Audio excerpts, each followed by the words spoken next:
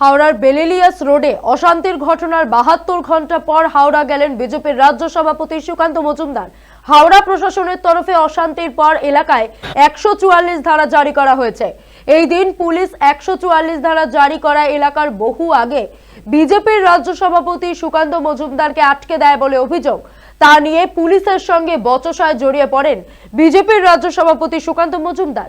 তার অভিযোগ, পুলিশ আইন শৃঙ্খলা রক্ষা করতে পারছে না বলেই 144 ধারা জারি করার পরও 72 ঘন্টা রেখেছে। তিনি এই দিন হুঙ্কারের সুরে বলেন, পুলিশ আইন শৃঙ্খলা রক্ষা করতে না পারলে সরে যাক, দেখব কত বোম আছে, কত গুলি আছে, প্রয়োজনে আমরাও নিয়ে আসবো বলে হুঁশিয়ারি দেন বিজেপির রাজ্য সভাপতি।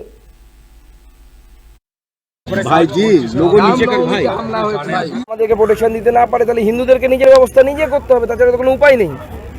এই যে পরিস্থিতি করে রেখেছে এসিপি এবং সিপি, এসিপি তো মোহরা, এখন এখানে 144 ধারা নিয়ে এখন যেতে দিচ্ছে না।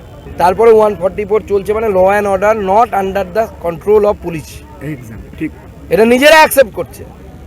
তাই একটা এই দেশে পশ্চিমবঙ্গে যদি 72 ঘন্টা হয়ে যাওয়ার পর যদি এরা কন্ট্রোল করতে না পারে তাহলে এই পুলিশ থেকে কি লাভ? চলে যাক, হিন্দুরা সামনে নেবে একাই, পুলিশ সরে যাক না, দেখি তারপরে কত বোম আছে, কত গুলি আছে, আমরাও নিয়ে আসবো প্রয়োজনে, যদি ওরা লড়াই করতে চাই আমাদের সাথে।